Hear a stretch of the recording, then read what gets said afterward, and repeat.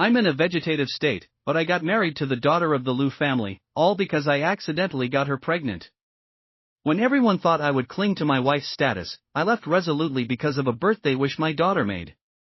Chapter 1. I handed the divorce papers to Willow. She just glanced at me indifferently, like she was looking at a stranger. In 5 years of marriage, we never shared a bed since the wedding day. We slept separately and rarely even ate together. Despite this, she pretended to be a loving wife in public, showing off our supposed affection. I am a legal advisor at the Liu Group, while she is the heiress, Willow. In a novel, I would be the typical live-in son-in-law of a wealthy family. But our marriage wasn't due to a great debt the Liu family owed mine, nor because we were deeply in love, nor a parental agreement, it was merely an accident. Because of this, I endured the cold stares of my father-in-law and brother-in-law. They treated me with disdain, both at home and at work, acting as if I was a dog they didn't need to feed. But I tolerated it until today, because of that accident. Willow's eyes were cold and distant. She said blandly, "George, do you think I would never divorce you? Talking about personal matters during work hours, that's an $1,800 fine."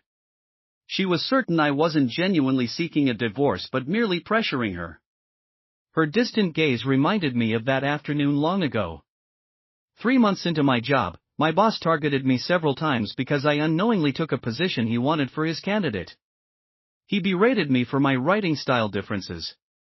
Frustrated, I went to the corner of the company courtyard to smoke. That's where I met Willow. She was stunning in a black fitted dress.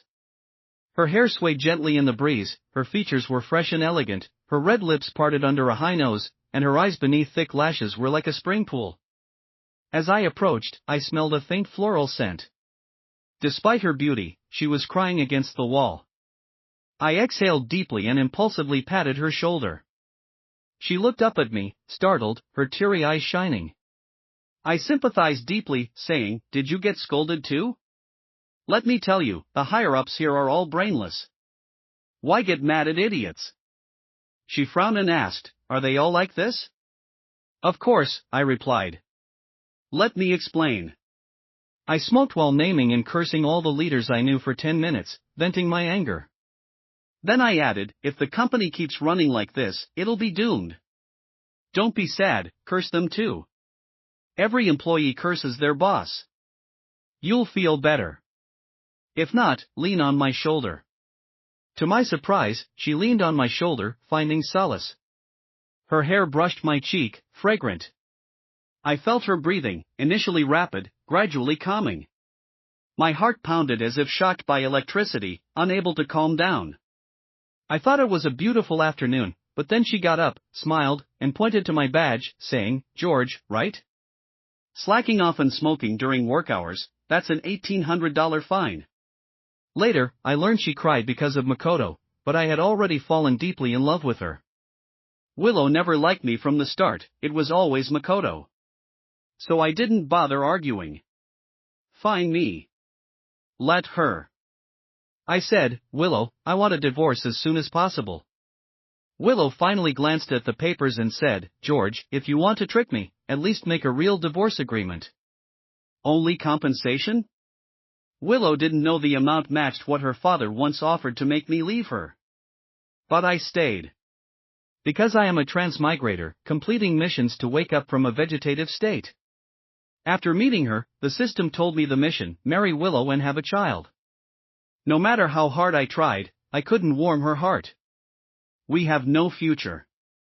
This money is a belated compensation. I don't want to argue, the $50 million in the agreement is a negotiable amount for the Liu family and a fortune for me, enough for a luxurious life. Willow stood up, looking at me disdainfully in her expensive designer chiffon dress, and sneered, "You didn't even write about our daughter's custody." What? You don't want your precious daughter anymore? I smiled faintly, no. Chapter 2. I used to love Anna Wang very much. As an orphan since childhood, without parents or siblings, only my shadow accompanied me. I didn't understand the meaning of family until I first held Anna in my arms. Seeing her tiny face and feeling her warmth, my heart melted. This feeling filled my soul, completing a missing part of me. Every smile, every glance from her brought me immense happiness, making me feel I finally had a family, someone worth protecting with my life. I gave all the affection I lacked in my childhood to Anna. I was incredibly protective of her. She was my only blood relative, so if I didn't cherish her, who would? But Willow had no feelings for Anna. Since Anna was an unexpected pregnancy, Willow's contempt for me also transferred to Anna. When the doctor placed Anna beside her after birth, she merely glanced and turned away, saying, "She looks like George." Then she left Anna for me to take care of. Her mother didn't love her, so I played both father and mother. People say daughters are like little jackets to their fathers. I never received familial love and wouldn't let my daughter miss out either. For 5 years, I poured all my patience and love into every stage of her growth. Strangely, Anna adored Willow. She had a talent for languages. At just 3, she coldly said to me, "Mom doesn't spend time with me because it's your fault, Dad." I took it as childish talk. At 4, she met Makoto, who had returned from abroad after his divorce. She told the nanny, "No wonder Mom likes Makoto, I like him too. Uncle Makoto is much better than Dad. He's handsome and rich, always buys me lots of treats. Unlike Dad, who never lets me eat anything fun." Just because I wouldn't let her have too many sweets. She pouted angrily. I overheard her complaints from the kitchen. Suppressing my discomfort, I gently said, "Anna, Daddy will make you new candy." Daddy made them himself, pear and hawthorn candy, delicious and healthy. But she grabbed the candy I made and threw it into the trash can, shouting, "I don't want your garbage. I want the fancy candy Uncle Makoto brought from Italy. I want cavities, so what?" I stared at her, stunned. At that moment, I realized how much Willow's daughter resembled her, both unresponsive to my warmth. Especially on her 5th birthday. Both mother and daughter invited Makoto. While lighting the candles, I suddenly heard the long-absent voice of the system. "Host, long time no see, I'm back." Although others couldn't hear it, I instinctively stepped outside. "Host, your mission is complete. You have enough points to return. You can also choose to stay, after all, you have a family now. In the original world, you were all alone." As I hesitated, Anna made the decision for me. Just as I stepped back into the hall, I heard her birthday wish. Her voice was clear and loud, without any regard for me. "Can Mom and Dad divorce? I want Uncle Makoto to be my dad." Everyone was stunned. Willow just frowned slightly and said, "Make another wish." Makoto teased her, "You can't say that. Did you get your dad's permission to switch dads? You'll get a spanking." But his eyes were filled with undisguised pride. I smiled. Turning to the system, I said, "Take me home, I don't want to wait another second." Chapter 3. But the system gave me bad news. Since the central system has received too many second and third time transmigrators, there's now a cooling off period for leaving the system. I was stunned. The system cleared its throat and said, "Just like your human divorce cooling off period, you need to wait." I blurted out, "Wait for what?" Damn it. The system reminded me to use civilized language, so I restrained myself and asked, "How long?" 3 years. 3 years? System, are you kidding? Wait until all the vegetables in your garden wither. The system paused for a moment and said, "Host, your insults are quite sophisticated." After 3 seconds of silence, it continued, "As compensation for my long absence, I'll increase your points by 1/3, so when you wake up from your vegetative state, your body will be completely healthy." Fine then, I'll finalize the divorce first. That's why I was standing in Willow's office. "Willow, let's get a divorce." Willow looked up, staring straight into my eyes, and asked mockingly, "George, have you forgotten? Who was the one who begged me 5 years ago to have Anna, saying if I didn't, he would die?" Those were my words. That year, Willow heard the news of Makoto's marriage. She drank all night, and in her heartbreak, came to me. She said, "George, look at me. Why am I not good enough for Makoto? Why did he marry someone else? If he can marry another woman, I can find another man. George, you like me, don't you? You've waited for me, right? I nodded. We kissed passionately. That night, despite precautions, she accidentally became pregnant with Anna.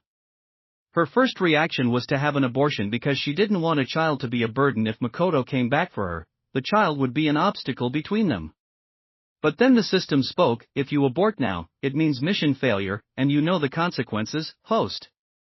I begged Willow, driven by the system and my own deep desires. I said, if the baby dies, so will I. I swear I'll take care of both of you for life. Without my plea, Anna would never have been born. Willow didn't care about me, didn't care about Anna, she only cared about one person, Makoto, who had lived with her in the orphanage and saved her. Willow always wanted to marry just one person, Makoto. The day her biological father took her from the orphanage, she cried and begged Makoto to wait for her to marry him. So she always held on to her feelings for Makoto. However, the next news she got about him was his marriage. Much later, I learned that Willow agreed to my proposal and decided to keep the child, not because she believed my words, but because of something Makoto said. He told her, Willow, why do you think you deserve me to wait for you forever? Chapter 4. I looked at Willow's beautiful face. But I was thinking, I hope I never see her again.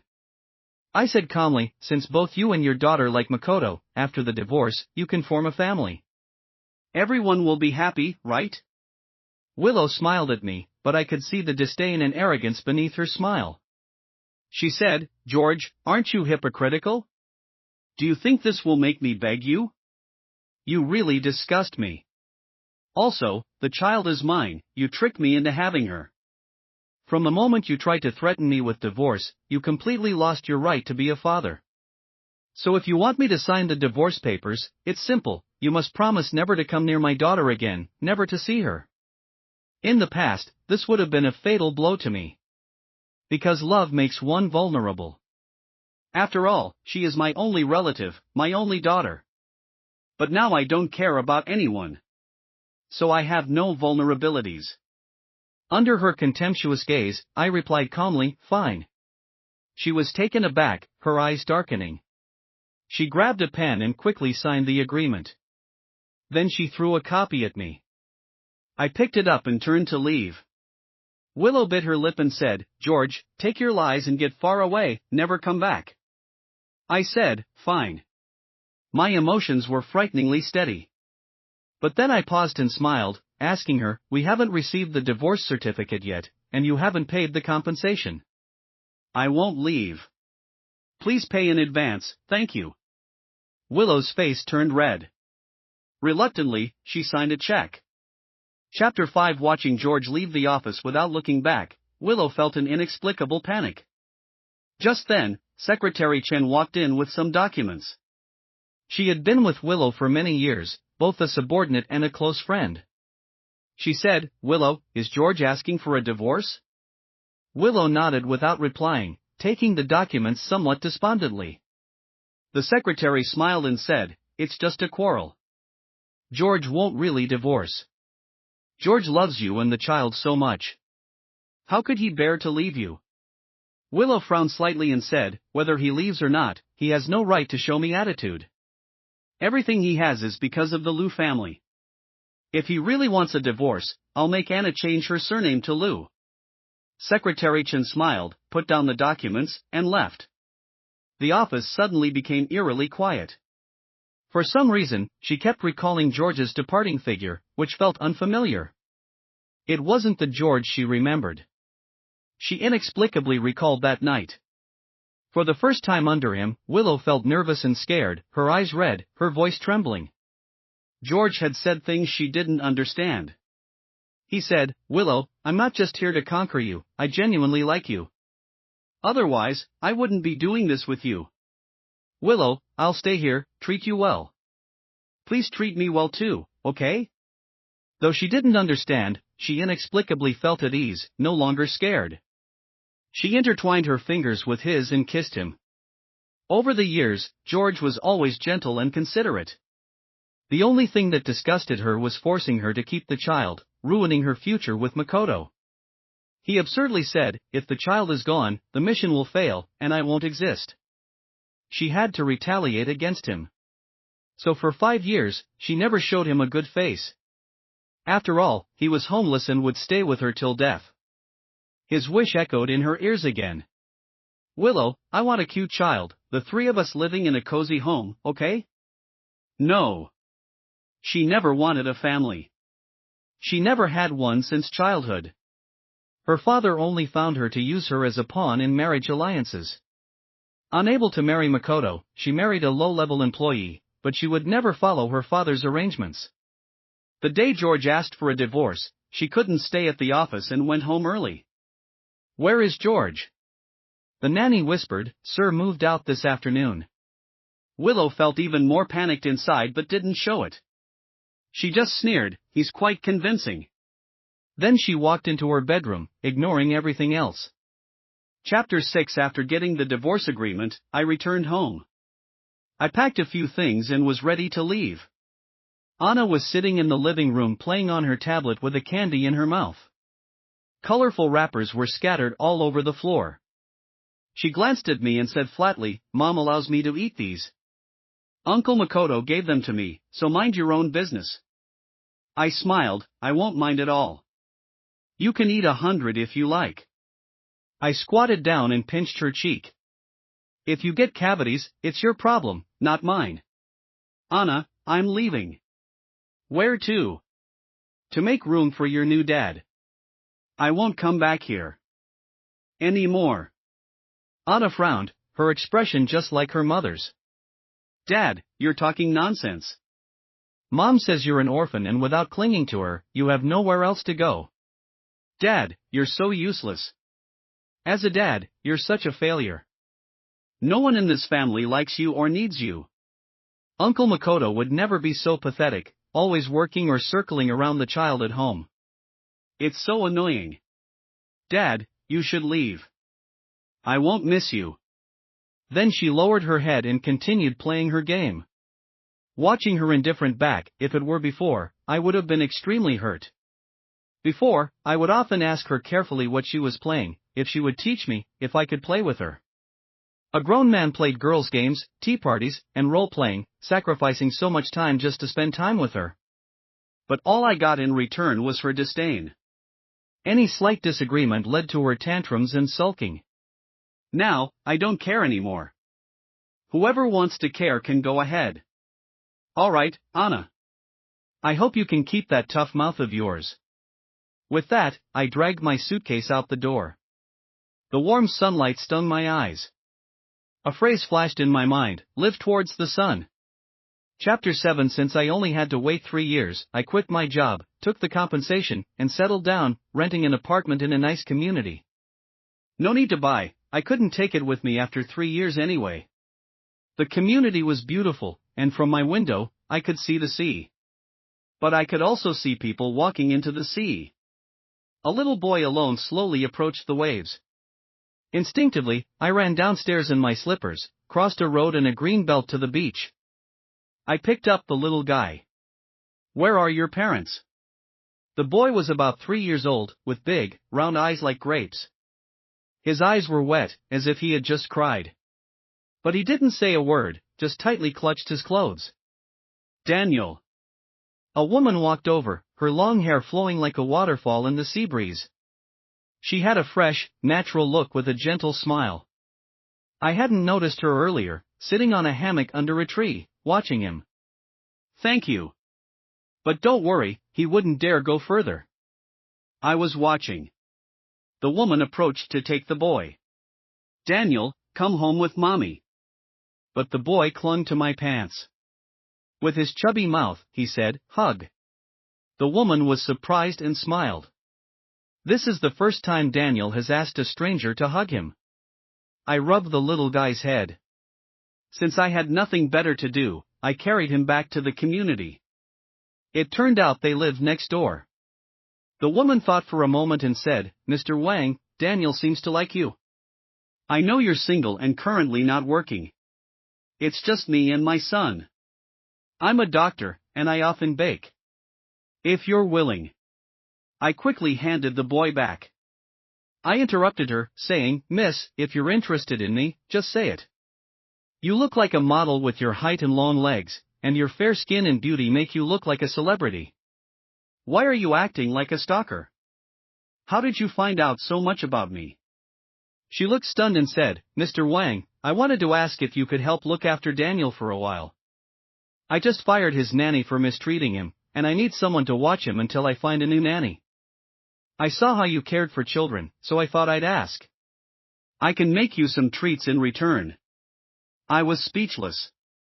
What a misunderstanding. But then I thought again and asked, how did you find out so much about me? She said, well, I know your information because I'm your landlord.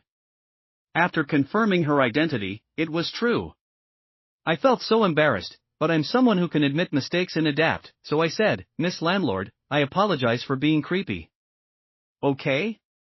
Chapter 8. Regarding her request, I considered it for a moment and planned to refuse. After all, taking care of children is troublesome. I used to take care of Anna because I was her biological father. I wanted to make up for my own unfulfilled experiences, filling the void in my heart by taking care of her. But now, taking care of another child is something I cannot do. Kids at this age love to run around, and I can't afford to take responsibility if something happens. However, in the next second, she said, you can name your price. So I said, sure, sister, when do I start? There was no helping it. The child's pitiful eyes were too hard to refuse, and I couldn't bear to turn down such a lonely mother and son. Unlike my daughter, he was very quiet and didn't talk much. I took care of him with the same dedication and effort as I did my daughter. So he often sat obediently on his little stool, watching me play video games. Every time I won, he clapped his little hands and praised me. He said, Brother Wang is amazing. Brother Wang is the best. Brother Wang dominates the game. Sarah looked on speechlessly. I explained to her that I had him call me Brother Wang because it's better to be friends with kids, not enemies. Daniel chimed in, Brother Wang is my best friend. Mom, don't worry, I'll take care of him. You go to work. Sometimes, while playing, I would zone out for a moment. Anna never did this. She always complained, Dad, this is boring. Draw me a picture. Dad, your drawing is ugly. I don't like it. This isn't what I wanted. Then she tore up the little hamster I had spent half an hour drawing for her. Daniel, on the other hand, was a much easier child to get along with.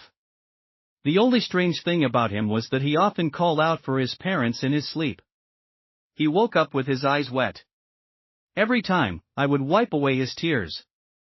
He would look at me embarrassed and say, Mom always says boys shouldn't cry. Am I being silly? And I would tell him everyone gets sad, and when you're sad, you cry. If happiness doesn't distinguish between genders, neither does crying. After saying that, I would give him a pear and hawthorn lollipop I made. He would put it in his mouth, and his eyes would squint into crescent moons with satisfaction. He would give me a fruity kiss. When his mom, Sarah, came home from work, he would show off, Mom, Brother Wang's candy is much better than yours. Sometimes, he would be reluctant to finish it all at once, taking small bites slowly. I laughed, Eat up, Daniel. If you like it, I'll make more. But don't forget to brush your teeth. The things Anna despised were treasures to someone else. Before the divorce, my life revolved around Anna. Even with a nanny at home, I would worry every half hour at work about whether Anna had hurt herself. Maybe it was because I had Daniel's company. During these days apart, I rarely thought about Anna or anything related to Willow. Instead, the butler contacted me several times. Miss Anna isn't used to sleeping without your bedtime stories. She'll get used to it. Miss Anna has a toothache. Will you come back to be with her? No, I'm not a dentist. Chapter 9. A few days later, I unexpectedly ran into Anna. Sarah went out of town for a conference and asked me to pick up and drop off Daniel for a few days. But I overlooked the fact that Daniel's new kindergarten was the same as Anna's. I carried Daniel out of the car and just dropped him off. Then I ran into Anna. Willow, with a cold expression, was still sitting in the car. Anna opened her mouth, wanting to call out Dad. But the words stuck in her throat. Even though we were divorced, she was still my daughter, a familiar face. So I greeted her, "Hey, Anna." But she didn't respond, running into the classroom like an angry pufferfish. The woman in the car, my ex-wife Willow, was also a familiar face. But I had no intention of greeting her. Unexpectedly, she spoke first. "George, didn't you firmly agree not to see Anna anymore? It's only been a few days, and you can't hold back?" I laughed angrily and said, "Are you crazy? Does your family own this kindergarten? You can come, but I can't? As if I wanted to see you. Why don't you just transfer her to another school tomorrow?" I couldn't be bothered with her. Willow scoffed behind me. "George, keep pretending." Chapter 10. George had been away for over a month. Willow didn't understand. Such an ordinary man, a substitute, someone dispensable. Why did the house feel so empty without him? Anna often cried. She clung to the housekeeper, asking, "When will Dad come home?" She couldn't quite figure out her feelings for Anna. Maybe it was because she was abandoned by a garbage dump as a child. So she didn't know how to be a mother to a child. "Stop crying, you look ugly when you cry." Anna hiccuped through her tears, "Mom, can you tell me a bedtime story?" "No, you don't have to sleep if you don't want to." Anna was taken aback. In the end, Willow sat by Anna's little bed and told her a story. The more Willow read, the more frustrated she felt. She should be getting her beauty sleep. Why was she sitting here reading a children's book? With a snap, she closed the book. "Lights off, sleep or don't, I don't care." Anyway, she wasn't going to keep reading. Anna pouted but reluctantly slid under the covers. For the first time, Willow felt a bit unsettled since George left. This frustration stayed with her until she saw him at Anna's kindergarten a few days later. The annoyance in her heart seemed to lessen a bit. She thought, how could he leave his daughter? She was his only family. And he purposely picked the rare times she brought Anna to school. He was just stubborn and prideful. He could have had a good life but insisted on a divorce. So she took Anna out of school, not letting her go to kindergarten. She wanted George to make a wasted trip. Want to see the child? Fine, come and beg her. But 3 days later, Butler Zhang hesitantly said, "Sir still goes to kindergarten every day. It seems he's taking someone else's child to school. He hasn't specifically come to see Miss Anna." Willow was taken aback. Chapter 11. Sarah kept her word. In the 3rd month of my time with Daniel, she hired a gentle aunt to take care of him. Out of habit, I helped out when I could.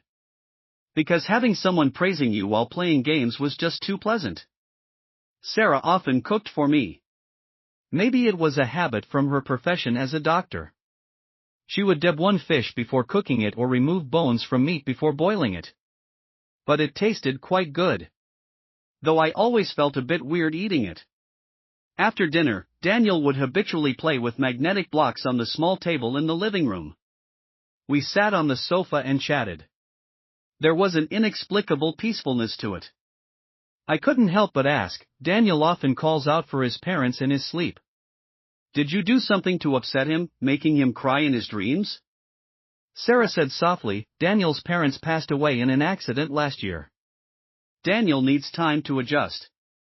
I was stunned. Then who are you? A human trafficker?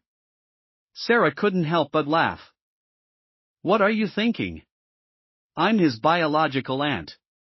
After my brother passed away, I adopted him and raised him as my son to avoid people's strange looks outside. I patted her. You're really kind. Sarah suddenly leaned in close, her legs almost pressed against my hand. I instinctively withdrew my hand, but when I looked up, I met her bright, almond-shaped eyes, which made my heart race. I could even smell her faint fragrance. She said, "George, do you think a single mom like me can find a man who likes her?" Of course you can. You're beautiful, gentle, and kind-hearted. Do you like me? Me? I was speechless. The conversation had shifted too quickly. I instinctively said, why not? Sarah shook her head. Men shouldn't say they can't. I sighed and continued, in 3 years, I have to go back home. Sarah's smile faded. She looked a bit forlorn. George, can't you forget your ex-wife? I laughed, how could I? She's getting married. Sarah's eyelashes fluttered, and her eyes brightened. Her voice was filled with unconcealed excitement. Really? Should I send her a big gift to congratulate her on her wedding? I was taken aback. Sarah, why are you so excited about my ex-wife getting married? You're acting like it's your ex-husband getting married. Chapter 9. A few days later, I unexpectedly ran into Anna. Sarah went out of town for a conference and asked me to pick up and drop off Daniel for a few days. But I overlooked the fact that Daniel's new kindergarten was the same as Anna's. I carried Daniel out of the car and just dropped him off. Then I ran into Anna. Willow, with a cold expression, was still sitting in the car. Anna opened her mouth, wanting to call out Dad. But the words stuck in her throat. Even though we were divorced, she was still my daughter, a familiar face. So I greeted her, hey, Anna. But she didn't respond, running into the classroom like an angry pufferfish. The woman in the car, my ex-wife Willow, was also a familiar face. But I had no intention of greeting her. Unexpectedly, she spoke first. George, didn't you firmly agree not to see Anna anymore? It's only been a few days, and you can't hold back? I laughed angrily and said, are you crazy? Does your family own this kindergarten?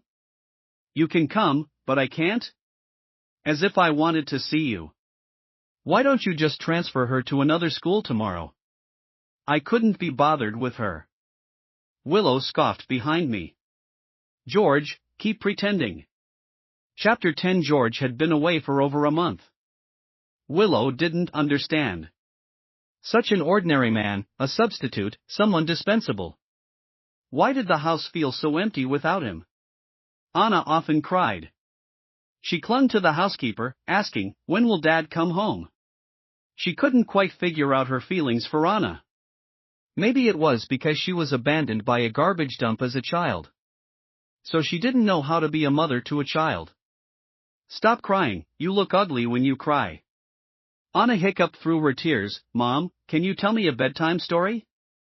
No, you don't have to sleep if you don't want to. Anna was taken aback. In the end, Willow sat by Anna's little bed and told her a story. The more Willow read, the more frustrated she felt. She should be getting her beauty sleep. Why was she sitting here reading a children's book? With a snap, she closed the book. Lights off, sleep or don't, I don't care. Anyway, she wasn't going to keep reading. Anna pouted but reluctantly slid under the covers. For the first time, Willow felt a bit unsettled since George left. This frustration stayed with her until she saw him at Anna's kindergarten a few days later. The annoyance in her heart seemed to lessen a bit. She thought, how could he leave his daughter? She was his only family. And he purposely picked the rare time she brought Anna to school. He was just stubborn and prideful. He could have had a good life but insisted on a divorce. So she took Anna out of school, not letting her go to kindergarten. She wanted George to make a wasted trip.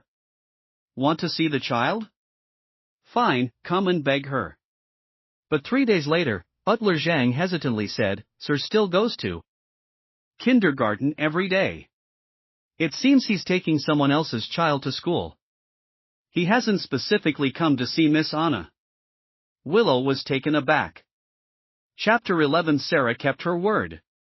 In the 3rd month of my time with Daniel, she hired a gentle aunt to take care of him. Out of habit, I helped out when I could. Because having someone praising you while playing games was just too pleasant. Sarah often cooked for me. Maybe it was a habit from her profession as a doctor. She would deb one fish before cooking it or remove bones from meat before boiling it. But it tasted quite good. Though I always felt a bit weird eating it. After dinner, Daniel would habitually play with magnetic blocks on the small table in the living room. We sat on the sofa and chatted. There was an inexplicable peacefulness to it. I couldn't help but ask, Daniel often calls out for his parents in his sleep. Did you do something to upset him, making him cry in his dreams? Sarah said softly, Daniel's parents passed away in an accident last year. Daniel needs time to adjust. I was stunned. Then who are you? A human trafficker? Sarah couldn't help but laugh. What are you thinking? I'm his biological aunt. After my brother passed away, I adopted him and raised him as my son to avoid people's strange looks outside. I patted her. You're really kind. Sarah suddenly leaned in close, her legs almost pressed against my hand. I instinctively withdrew my hand, but when I looked up, I met her bright, almond-shaped eyes, which made my heart race. I could even smell her faint fragrance. She said, George, do you think a single mom like me can find a man who likes her? Of course you can. You're beautiful, gentle, and kind-hearted. Do you like me? Me? I was speechless. The conversation had shifted too quickly. I instinctively said, why not? Sarah shook her head. Men shouldn't say they can't. I sighed and continued, in 3 years, I have to go back home. Sarah's smile faded. She looked a bit forlorn. George, can't you forget your ex-wife? I laughed, how could I? She's getting married. Sarah's eyelashes fluttered, and her eyes brightened. Her voice was filled with unconcealed excitement. Really? Should I send her a big gift to congratulate her on her wedding? I was taken aback. Sarah, why are you so excited about my ex-wife getting married? You're acting like it's your ex-husband getting married. Chapter 12. Nearly half a year had passed. There was no sign of George softening up. He seemed to have left decisively and cleanly. As if he had disappeared from her world. At first, Willow didn't care much, and she didn't think about George often. Although Anna often stared blankly at the wooden dolls George made. But the nannies took good care of her. So she thought she really didn't like that man at all. But Makoto's hint made her inexplicably anxious. He said, Willow, if you were to choose a ring, would you like a pink diamond? Rumors spread that Willow was going to marry Makoto. She couldn't help but think, did George hear about it? Would George misunderstand and never come back? Actually, Makoto was someone she had liked for a long time in her memories. Maybe childhood memories were deeply ingrained. Back then, she had just arrived at the orphanage, thin and weak. She looked like a little kitten ready to be bullied. And she was often bullied by the kids there. One day, she was beaten badly. Makoto called the headmaster and a group of kids impressive with your scolding. Of course, I think you made a lot of sense. I had to admit, being praised by a beautiful woman, especially one interested in me, greatly satisfied my vanity. I quickened my pace. Sarah followed leisurely. George, the most important thing is that my marriage is my choice, unrelated to the Yu family. George, did you hear that? Chapter 14. A week before Willow's wedding, Anna unexpectedly came to see me with the housekeeper's accompaniment. Anna was almost 8 years old. She had lost her baby fat and grown taller, looking more and more like Willow. Hi, Anna. Her eyes were slightly red. Dad. I took Anna upstairs. Did your mother agree to you coming? I knew that without Willow's permission, the housekeeper wouldn't dare to bring Anna here. Anna nodded. Dad, do you completely not want me anymore? I smiled. Dad never didn't want you, it was always you who didn't want Dad. Then why don't you come home? I sighed. I divorced your mother, and divorce means not living together. Anna turned her head, looking down at the floor. Can't you come back for me? How can you say you don't want me? Anna, why should I come back for you? Although Anna was young, she was very smart. I didn't treat her like a small child in our conversations because she understood. I once made a mistake thinking I was doing good for others, including you and Willow. But isn't that a kind of moral coercion? I thought accompanying you was good for you, but you didn't need my company. I Thought not letting you eat candy was good for you to prevent cavities, but you didn't care about cavities. To be good to someone, you must first know what they like. If I like peaches and you give me apples, is that being good to me? It's not. Meeting the needs of others is truly being good to them, not fulfilling what I think they need. Even if one day you get cavities and regret it, thinking I was good to you back then, it doesn't change the fact that when you didn't care, I wasn't good to you. So a person must first understand what they want, to understand what others want. I have to live for myself first before I can care for others, otherwise, it's just self-sacrificing sentimentalism. Compared to your interests, I now care more about my interests. What good does it do me to be good to you? Why wouldn't I be good to those who are good to me? So I won't come back because of you. If you need child support, have your mother contact my lawyer. Anna seemed to understand a bit, lowering her head in frustration and staying silent. A knock suddenly came at the door. When I opened it, a small shadow shot into my arms. Wang. I want some pear candy. Daniel saw Anna and blinked. Wang, is this beautiful girl your daughter? I nodded with a smile. Daniel grabbed a handful of pear candy from the table and handed it to Anna. Sister, eat this. Wang makes it really well. It's healthy and delicious, much better than the fancy candies you buy outside. Anna took the candy and suddenly started crying. Dad, I'm sorry. I knew she remembered throwing away the candy I made with my own hands as garbage. Sometimes things thrown away by hand are hard to retrieve. Love 2. Chapter 15. Willow married Makoto. The wedding was unprecedentedly grand and luxurious, trending on South City's hot search. In the pictures, Makoto was beaming with joy, but Willow's smile was forced. Anna, dressed in an exquisite little dress as the flower girl, wore an expression identical to her mother's. However, the birthday wish she made when she was 5 finally came true. I can only say, daughter, you must face the wishes you make yourself. Strangely enough, Willow's wedding made Sarah and Daniel the happiest.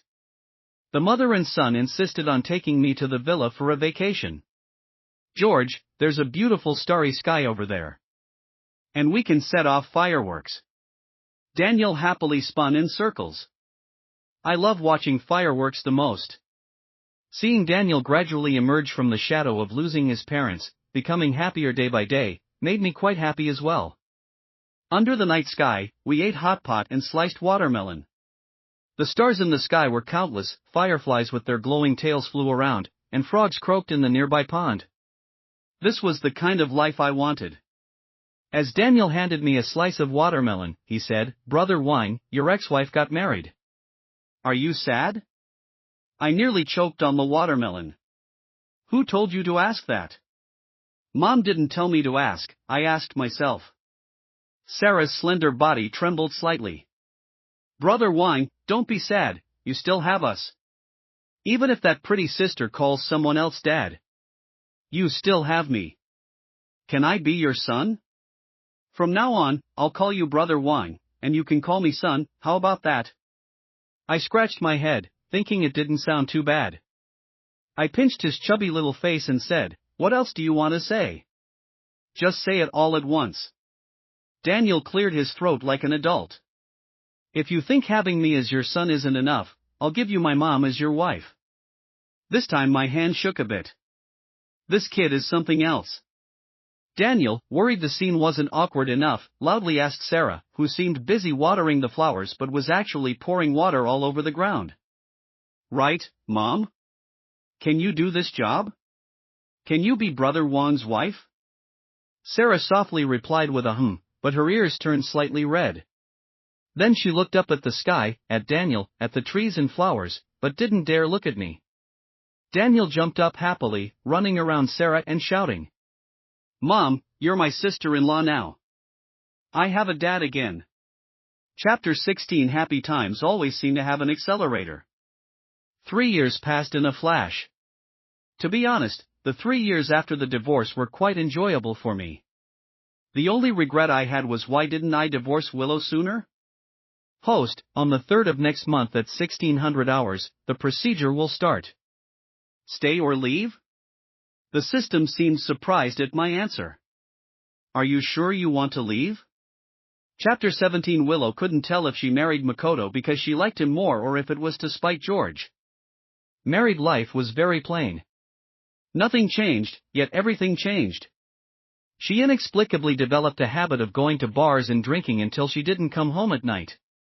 A few glasses of strong liquor numbed her nerves and made her feel alive. Otherwise, when sober, she always felt the lingering presence of George's shadow at home. It's really strange. How can I still see George when I'm drunk? The voice was cold, nothing like the gentle and considerate George. I'm Makoto, of course I'm not George.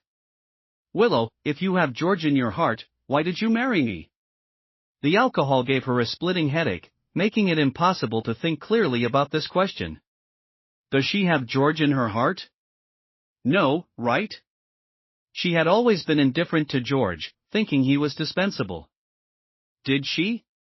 She vaguely remembered when Makoto got married abroad, she was only slightly sad and didn't repeatedly regret why she didn't pursue him abroad sooner. But after divorcing George, it was like cutting flesh with a dull knife, never feeling a bit of pain until now, where the pain was repeatedly tearing. She also wanted a warm little home. Before, she stubbornly thought she didn't need it. Makoto, do you want a divorce? The days of constant arguing and cursing were exhausting, he must be tired too. It turns out not loving someone is such an exhausting thing. Makoto gritted his teeth, his eyes bloodshot, and said, Willow, you insisted on marrying me. I will never let you go, even if I die. We'll just torture each other for the rest of our lives. No one should expect to have a good time. Makoto stormed out, slamming the door. Willow saw Anna across from the study, closing the door with a blank expression. Is this still a home? Like three strangers living together. She hysterically pushed the wine glass on the table to the ground, and it shattered upon impact. Broken is broken. It can't be whole again. George, I thought you would choose to stay. Chapter 18. The night before leaving, I couldn't sleep. It felt a lot like the night before my first long trip as a child. I had told Anna and Daniel about my departure. Anna's expression was indifferent. Only when I mentioned I was leaving did her eyes redden. Dad, I can't keep you here. You live for yourself first, and I respect your decision. Anna, thank you for understanding. We are, after all, father and daughter. There's no deep hatred, but we're not close either. The bond of blood can't be severed. This distant mutual respect feels appropriate. Daniel's eyes were red from crying, yet he still tried to act magnanimous. I'm okay. If you want to go home, go ahead. But you must think of me up there, boo-hoo. I wiped his tears, speechless. You talk as if I'm gone forever. I'm just going home, buddy. Don't cry so much. Daniel pouted. My mom is also secretly crying. I paused. I hadn't seen her in over a week. I heard the hospital has been very busy and she barely has time to sleep. I thought about it and decided to see her one last time. Chapter 19. I had never seen the hospital so chaotic. Blood splattered across the entire wall. A group of doctors and nurses rushed the patient towards the operating room. I glimpsed the patient lying down wearing a white coat. My pupils constricted. Who was that patient? I couldn't get through, but someone told me, a middle-aged patient attacked a doctor and then jumped to his death. The doctor who was stabbed, Dr. Lin, is a person of integrity and highly skilled. It's really heartbreaking. My heart was racing. I had met Dr. Lin before, Sarah's colleague and good friend, a gentle and kind doctor. I heard a few accusing voices from some patients' family members. That Sarah is so cold-hearted. She didn't save Dr. Lin, she saved the murderer instead. Maybe she's jealous that Dr. Lin is more skilled. They didn't understand anything. Sarah isn't like that. I had no energy to argue with them, anxiously waiting for the surgery results. The operating room doors opened. 2 pieces of good news came out. Dr. Lin is saved, no life-threatening injuries, it's a medical miracle. The murderer was also saved by Sarah. I finally breathed a sigh of relief. Now I had the energy to address those ignorant family members. Do you think this is a free market where you can buy and sell freedom? Is it up to the hospital to decide who saves whom? If the hospital refused to save the murderer, who would be responsible if he died? The hospital assigned a doctor to save him, could the doctor refuse? If the murderer died because the doctor refused to save him, who would be responsible? It's easy for you to criticize, but why didn't you stop the doctors from saving him? Why didn't you use violence to stop them? Were you afraid of taking responsibility? Those people turned red and stayed silent. I turned around and found Sarah eavesdropping again. She looked exhausted but smiled brightly. George, thank you for defending me. Otherwise, I would have been unjustly accused. In a secluded place, she quietly asked me, "You came to see me to tell me that you're not leaving tomorrow, right?" I knew she was talking about leaving the system. I smiled and said, "Sorry, but I am leaving tomorrow." Chapter 20. Today is Makoto's birthday, and he extravagantly invited numerous young models to the villa for a lavish party. He indulged himself, surrounded by beauties, while Willow just let him be. Since she didn't care, it didn't matter to her. Yesterday, Anna told the housekeeper she was going out to see George. Willow let her go. Anna now talks more to the housekeeper than to Willow. Today, unexpectedly, Anna knocked on Willow's door. Her eyes were red, as if she had just cried. Willow frowned. "Haven't I told you girls look ugly when they cry? Crying yesterday and today again?" Anna's voice was low. "Dad is leaving today, going back to his home and never coming back." After saying this, Anna left. Willow sat there for a long time before she regained her senses. Her heart was inexplicably flustered. She felt that George was serious, that his system was taking him back. Now she even believed he had a system. Willow grabbed the car keys from the table and rushed downstairs. Just as she opened the door, Makoto was standing outside. He walked in and slammed the door shut. He slapped Willow hard. After the slap, he grabbed Willow's face and cursed, "Willow, have you ever considered my feelings? You've completely humiliated me. Thinking about your ex while with me and thinking about me while with your ex? Have you no shame? You're really despicable. Seeing you like this makes me sick. Do you still have any semblance of a mother or wife? Who are you pretending to be so emotional for?" Willow didn't retort. At this point, she couldn't argue back. She didn't want to think about or couldn't think about what Makoto said. She only felt a burning pain on her face, tears welling up but refusing to fall. She felt anxious, like time was slipping away. But Makoto stood firmly against the door. She pulled, pushed, shouted, and made a scene, ruining most of her makeup. She screamed, "Move! Get out of the way! Go away!" But no matter what she did, she couldn't push him away. Finally, she stepped back, standing by the window, and sneered at Makoto. "Makoto, did you ever consider my feelings with the things you did?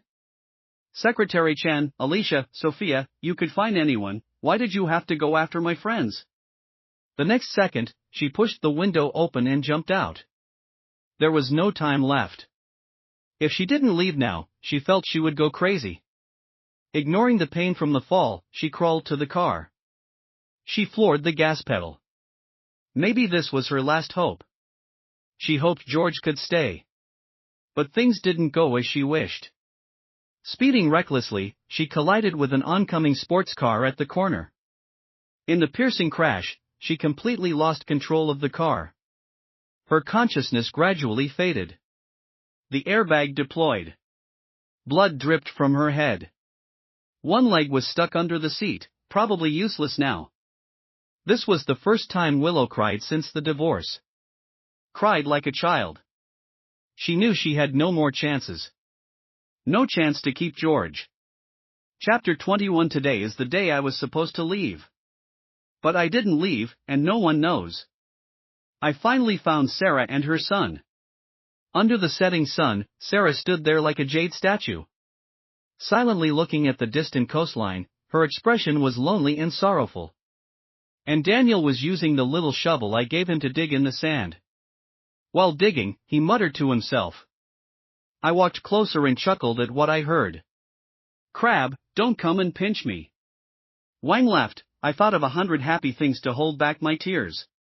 If Mom can hold back, so can I. If you pinch me and it hurts, I will cry for real. I squatted down and moved the little crabs away from the sand. Dig away, little brother. Daniel looked at me stunned, then turned and shouted. Mom, come quick. I'm seeing things in broad daylight. I see Wang. In the sunset, Sarah slowly showed a faint smile with a bit of redness at the corners of her eyes. Daniel, it's real. George is back. Daniel was ecstatic. Wang, you're not leaving, right? Sarah tucked her hair behind her ear. Didn't you say you were leaving today? I pointed to the cake placed aside. Today is your birthday. Can I go out to buy a cake? Sarah's smile visibly bloomed. Daniel ran around in circles on the beach. The waves chased his little feet, making joyful splashes. Sarah's eyes sparkled.